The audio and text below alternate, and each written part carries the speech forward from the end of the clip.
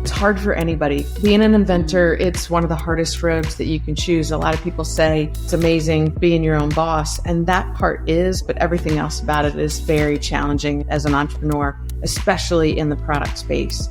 But as a woman, the hurdles are just bigger. Welcome to the B2B Breakthrough podcast. We're here to bring you all the best knowledge, insights, and strategies from e-commerce experts, successful business owners, and the team at Alibaba.com that you'll need to grow your business and achieve your next big breakthrough. I'm your host, Sharon Gai. Stacy Pierce, co-president and founder of O.M.E Gear, is a trailblazer in outdoor products, transforming how we experience nature with our innovative designs. Her career includes key roles in operations at Farmright Corporation and creating tech solutions for aging populations at Live at Home Technologies. And Stacy also co-founded the Bold Sky Foundation, empowering female entrepreneurs through financial investment and strategic coaching. Joining Stacy is Jules Weldon, co-founder and CEO of O.M.E Gear. Jules, with a background in consulting at PwC and leadership coaching, co-created their award-winning outdoor products brand and also advocates for women's entrepreneurship through the Bold Sky Foundation. Welcome to our show. So I watched your TEDx prior to this. I did a TEDx myself a year ago, so I guess we probably did it around the same time.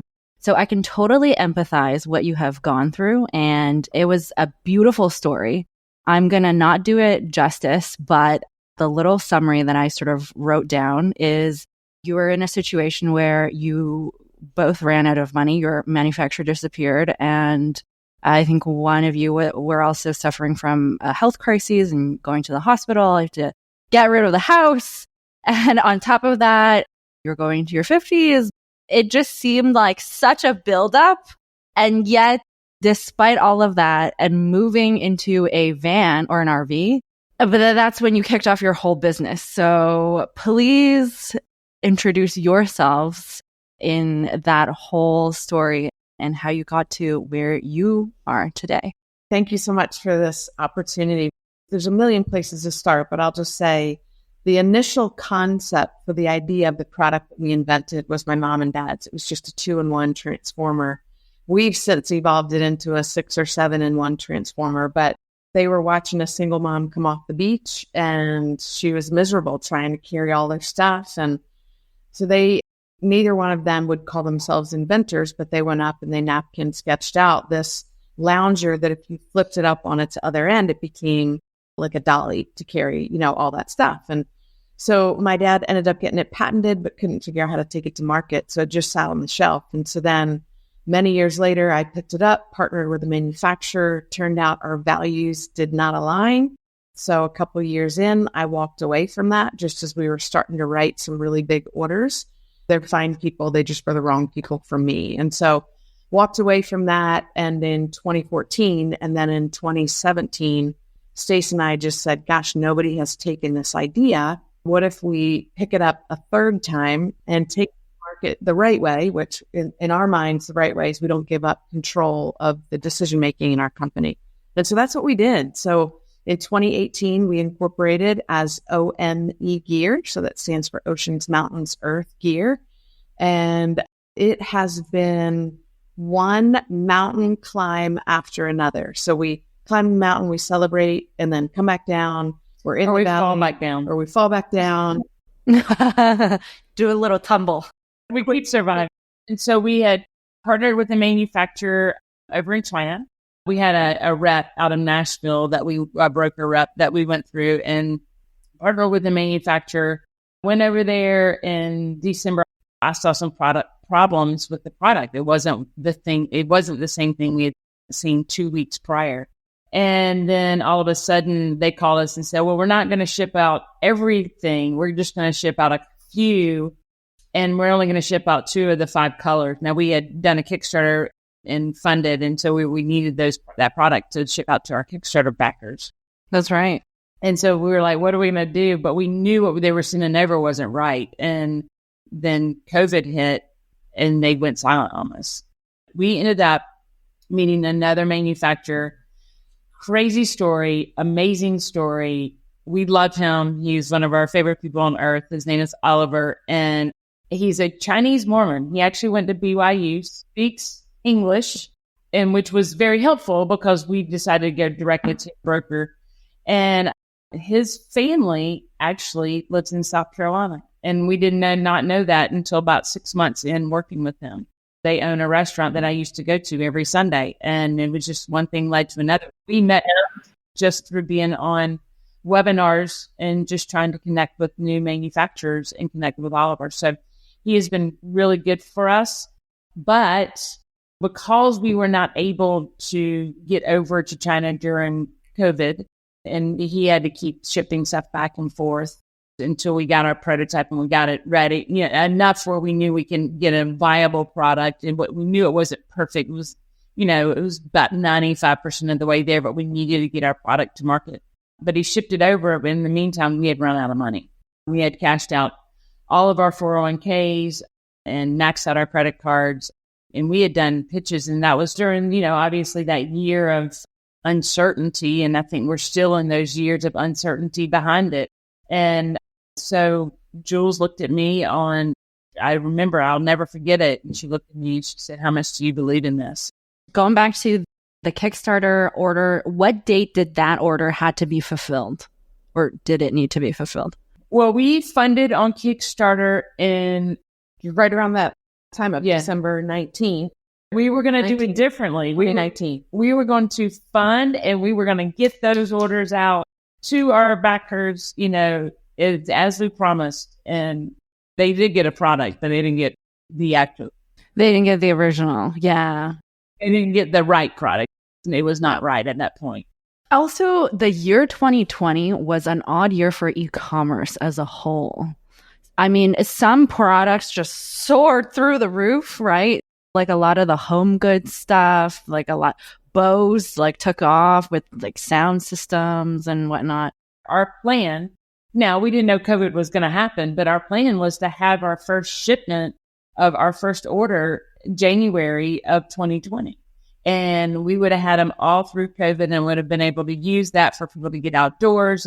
But we weren't able to get our product until January of 2021. But basically, when, we didn't have the money to pay for the inventory, we had to sell our house. And that was during COVID. And so we just said, it sold before we even listed it. So we were like, oh gosh, what do we do now? We didn't have a plan B at where we were going to live, and rent was really expensive. So that was one of the industries that did incredible, was the RV industry. And so we were like, well, why don't we get an RV, wrap it in our branding, and travel all over the US building our brand? And so that's exactly what we did. And so we traveled for 2.5 years in a wrapped RV with QR codes on the sides and the back. And each time we were out on the road in traffic, our website traffic spiked by 200 or 300%. Yeah. So it turned out to be blessing in disguise. Yeah. Absolutely. A pretty incredible opportunity. And we got to see the countryside of the US and meet some really amazing new friends. So it was awesome.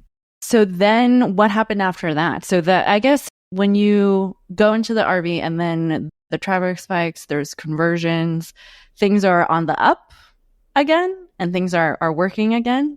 Yeah. Yes, kind of. So during sort of the end of COVID, well, we didn't know how long COVID was going to last, but we ended up switching to a U.S. manufacturer because we thought, okay, we, in our heart of hearts, wanted to be manufactured in the U.S. anyway. And so we're like, well, this is a perfect time because we can't go over to China, even though we love Oliver, we can't go over to inspect the product. So let's bring it back to the U.S. And so that's what we did. And Oliver was going to still be a part of it, doing the components for us and helping, parts of, because he had the molds over there. And so he could do the plastic molds for us. And the plastic parts that we were using. So we were still going to utilize Oliver in the process. Yeah. So we shifted to a U.S. manufacturer, and it seemed like it was a marriage made in heaven. It really did. And we always say, give somebody 6 months to show you what their crazy is, or to show you they're crazy. It doesn't mean that they're super crazy and you're not. There's, we all have some crazy to us, but does your crazy match up with mine, right? And so about 6 or 9 months in, we realized that this was a struggled relationship with his manufacturer, and that what we were asking for, he may not be able to deliver. But that was a very challenging relationship. that we finally got out of. Did you find your new supplier with Alibaba.com? We're still with Oliver, but I'm over new product development and manufacturing. So that Alibaba is one of my go-to places. Jules and I we have other products. We have a children's book that I had printed over in China, and we have other products that we've had created over in China. But that's where I've found our manufacturers is on Alibaba. What has been the hardest part of running this business? There's three things that have been the hardest part. Is manufacturing that we've talked about, finding the right partners who you can trust, who are going to do quality products and not, rip you off on the cost. But the second is funding. So it's a very known statistic that 1.6% of all funding goes to women, only 1.6%. And so for us in the product space, it's been a huge challenge because our product is not cheap and are not inexpensive. And so to date, we've raised $2 million in funding, and we're waiting on another very large investment to close. And that will be a game changer for us. But we're in the very small minority and statistics of women who have patents, B, women who have raised capital, and C, women who are in the manufacturing space, in the outdoor gear space. And so I think the hardest part has been just being women in very male dominated spaces. All of it. Yeah. And so that's what led you to the creation of Bold Sky Foundation. So Bold Sky is the initials of a really dear friend of ours who got diagnosed with ovarian cancer.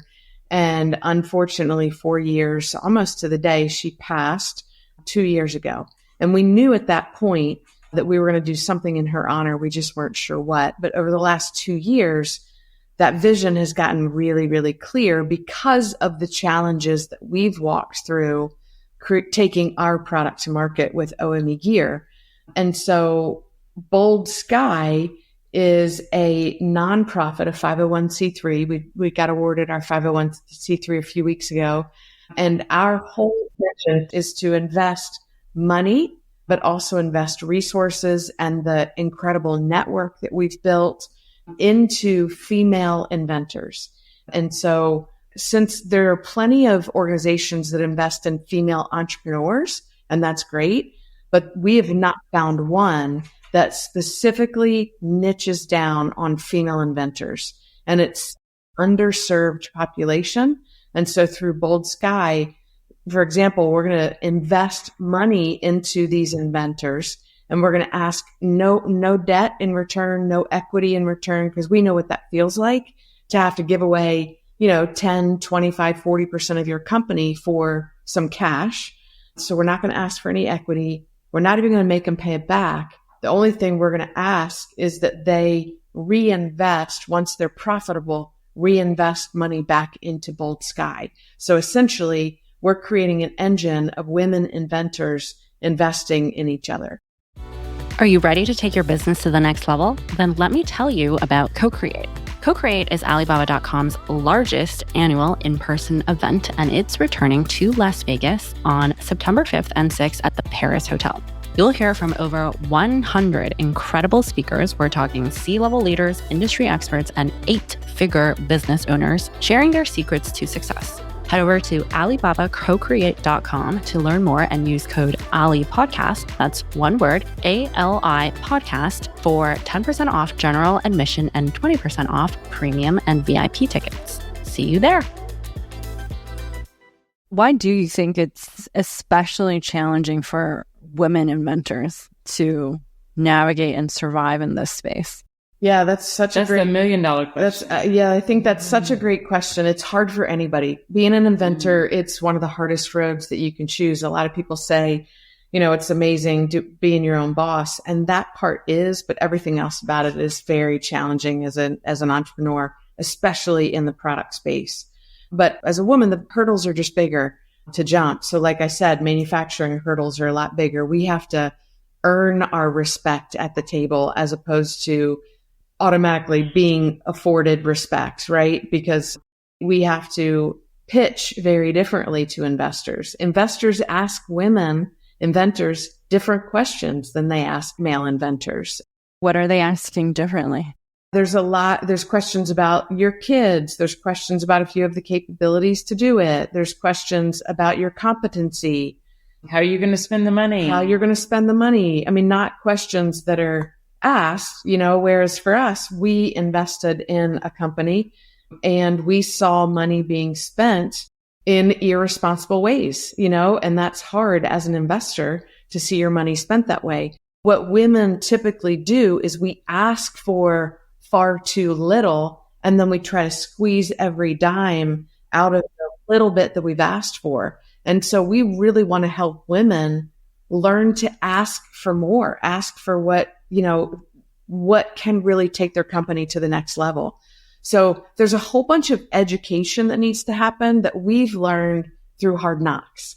And so we want to help. We say our whole tagline is we want to help fill in the potholes with rocks for these women so their road isn't as treacherous as ours has been. Do you see this landscape evolving? Like, do you think women entrepreneurship will get easier over the years and in the future? Women they're finally getting this, they're finally demanding a seat at the table. And we're smart and we deserve to be there. And so I feel like that there is a huge awakening in the women investing in other women and seeing and making those numbers go away. Now we have a long way to go. I mean, we went down from 2019 from 1.9 to now 1.6. So we have a long way to go to get to where we need to go. But I think we're finally standing up and saying, no, we're going to invest in each other and we're going to help each other. And it's not about giving the handouts, but it's the hand ups.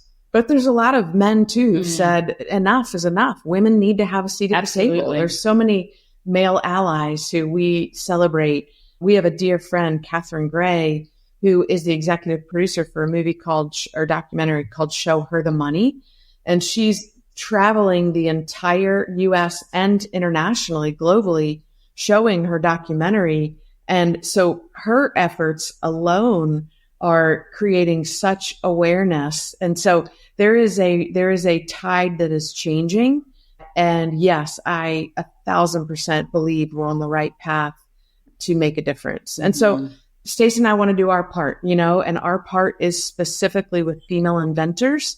And so we look forward to growing Bold Sky into a really significant organization. And I want to back on that because we do have a huge male fan base. And a lot of our male counterparts are huge advocates for women. And so, it's finding those people that will get in your corner and get in the trenches with you. And they're out there and, men and women. Absolutely. So you're co-founders, but you're also married. And I just wanted to get into some of the partnership the aspects of that in terms of, I'm sure not everything you're going to agree on. And what are your tips or tricks for couples that are also business partners? Because that's like a whole other ball game.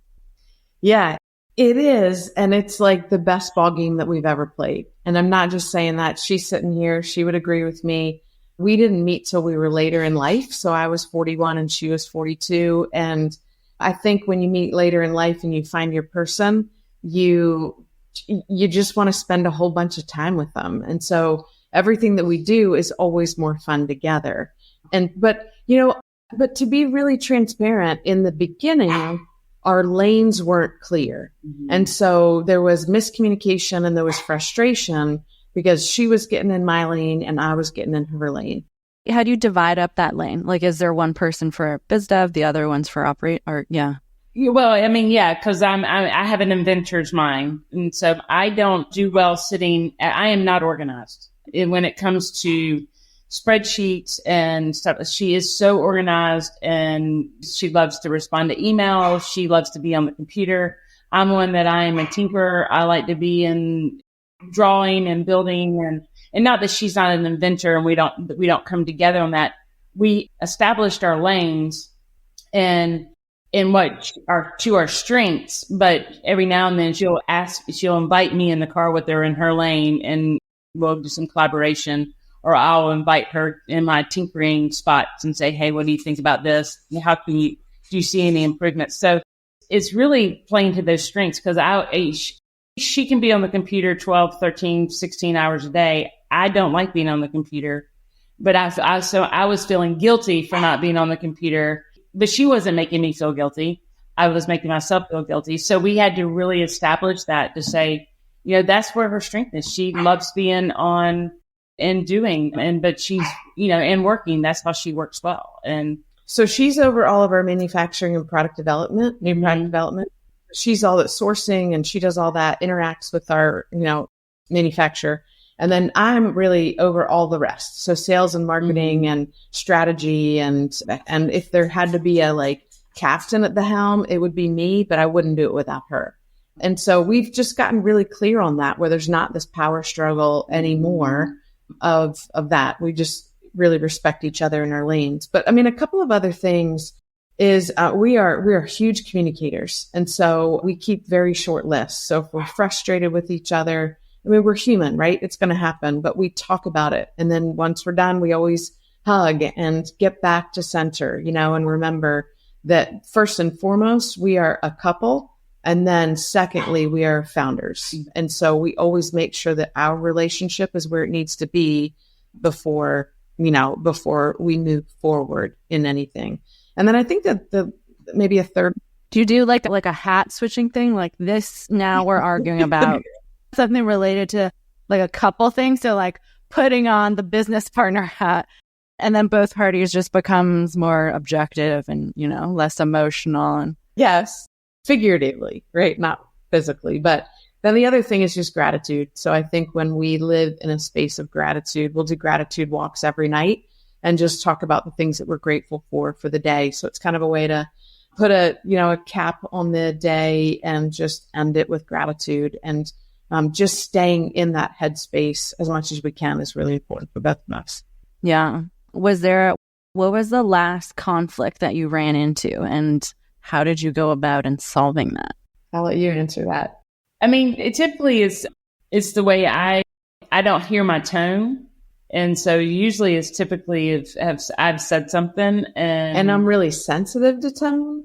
And so that combination, I think she's saying something a certain way, and she's explained, no, I didn't at all. And so then it's just me reminding myself that I'm more sensitive and I'm tone deaf. And so we have to just kind of come to the middle and apologize for each of our part in that. I mean, that just happened this morning, and so that was yesterday morning, 11 years in, that still happens, but we resolve it very quickly. I guess that's why it works for you guys, because I think I know a couple of married couples who, they're living together, but they're also business partners. And I think the fight or the conflict is always who has the last word. I think in the very beginning, my ego got in the way, and that's just being completely transparent, because I had been a director, I'd started other companies, I had been at the helm, and I had to finally, it was something, I don't even know, it was kind of a come to Jesus meeting with myself to say, Stace, your ego is way too big. Because I had to remember that this was not my product. This was not my dream necessarily. It became my dream, but this was her parents' initial concept. And so she was taking her parents' initial concept, even though now this product is ours and we both invented it together.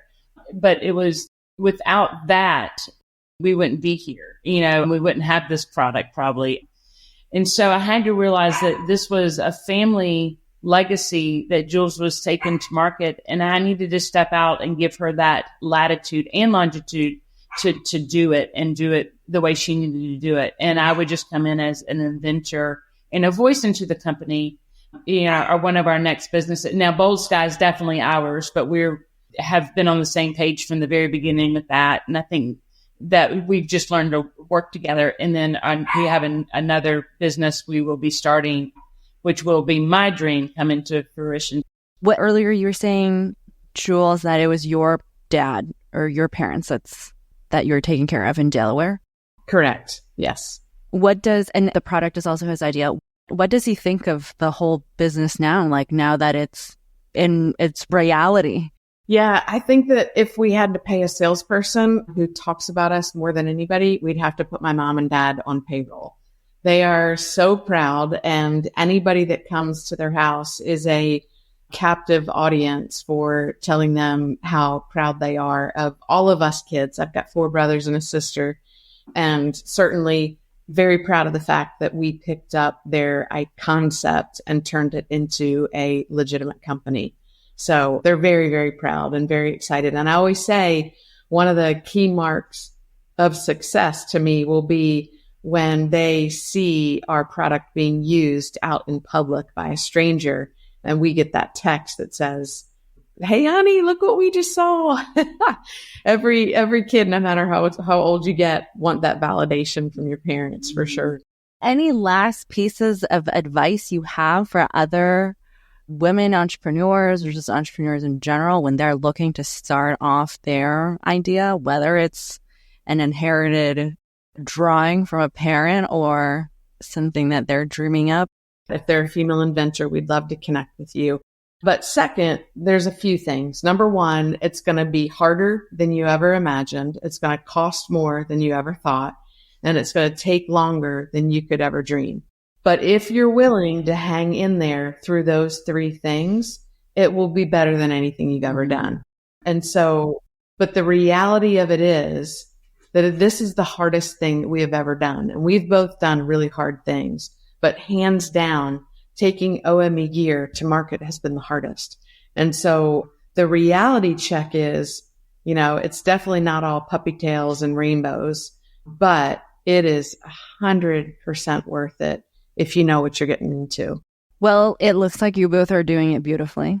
And let us know, too, what resources we can provide in terms of help, connections, trade shows. Alibaba does so much of that. And myself personally as well. It was really great to have you both. Come back anytime and maybe see you at Co-Create if you're coming over to Vegas in September. You're going? We're speakers. Oh, you're speaking. Okay, great. Yeah, we will see you there then. Yeah. Can't wait. It'll be so fun. We're actually speaking about the power of funding women. And so we'll be on the main stage day 1. So we're excited. Well, thanks so much. Great to meet you both. B2B Breakthrough is produced by Alibaba.com. To find out how Alibaba.com is empowering its customers with the tools, services, and resources they need to grow their businesses, visit Alibaba.com. And then make sure to search for B2B Breakthrough Podcast on Spotify, Apple Podcasts, or wherever you find your podcasts. Make sure to follow us so you don't miss future episodes. On behalf of the team here at Alibaba.com, thanks for listening.